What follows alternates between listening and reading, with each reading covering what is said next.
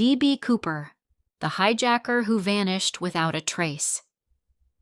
On November 24, 1971, the day before Thanksgiving, Northwest Orient Flight 305 sat on the runway at Portland International Airport, beneath a sky heavy with rain. Travelers settled into their seats, expecting nothing more than a short 30-minute flight to Seattle. Businessmen unfolded newspapers. Families chatted quietly. Flight attendants moved down the aisle with warm smiles. It was an ordinary afternoon in the Pacific Northwest. Near the rear of the Boeing 727 sat a man who looked completely unremarkable. He appeared to be in his mid-40s, dressed in a dark business suit with a neatly pressed white shirt and a thin black tie secured by a pearl tie clip. His dark hair was combed back, and he wore a lightweight raincoat suitable for the weather outside. A pair of sunglasses concealed his eyes before takeoff. Resting beside him was a simple black briefcase. He ordered a bourbon and soda.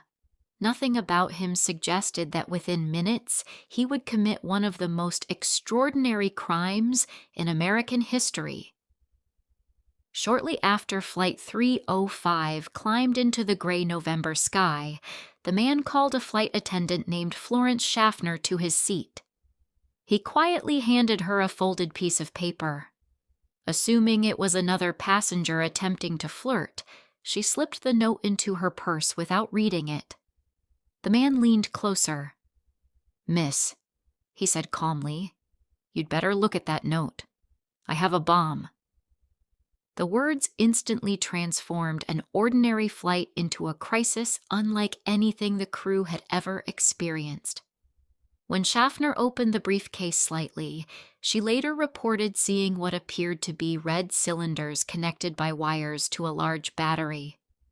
Whether the device was genuine has never been confirmed, but in that moment, there was no reason to question the threat. There were no screams, no panic, no dramatic outburst. Instead, the mysterious passenger remained remarkably composed. He spoke politely. He never raised his voice. He simply explained what he wanted and expected everyone to cooperate. More than 50 years later, despite one of the longest investigations in FBI history, thousands of interviews, forensic examinations, and countless suspects, nobody knows who he really was. The world remembers him by a name he never actually used: D.B. Cooper. His true identity remains one of America's greatest unsolved mysteries. To understand why this case continues to fascinate millions, we have to return to an era when flying looked very different from today. In 1971, commercial aviation operated on trust. Airport security was minimal. Passengers could purchase tickets with cash just minutes before departure. There were no metal detectors, no X-ray machines, and no requirement to show government-issued identification before boarding a domestic flight. At the same time, aircraft hijackings had become an alarming problem across the United States. Many involved demands to fly to Cuba, creating constant challenges for airlines and federal authorities. Pilots and flight crews were trained to remain calm and cooperate whenever possible, believing that negotiation offered the safest outcome. The man sitting quietly aboard Flight 305 understood this environment perfectly. But unlike previous hijackers, he wasn't interested in politics or international headlines. He appeared to have planned something entirely different. At approximately 2 o'clock that afternoon, he walked into Portland International Airport and approached the Northwest Orient ticket counter. Witnesses described him as calm, polite, and completely ordinary. He purchased a one-way ticket to Seattle with cash for just under $21. On the ticket, he gave his name as Dan Cooper. Ironically, history would remember him by a different name. During the early days of the investigation, Confusion surrounding another individual caused reporters to mistakenly identify the hijacker as D.B. Cooper. The error spread quickly through newspapers across the country, and the incorrect name became permanently attached to the case. Investigators later estimated that Cooper stood around 6 feet tall and weighed between 170 and 180 pounds. Most witnesses believed he was somewhere between 40 and 50 years old. He spoke without any noticeable regional accent and carried himself with quiet confidence. Several passengers later remarked that he looked less like a criminal and more like a successful businessman returning home after a routine meeting. Everything about him suggested preparation. Nothing suggested panic. Flight 305 departed Portland shortly before 3 o'clock with 36 passengers and a crew of 6 aboard.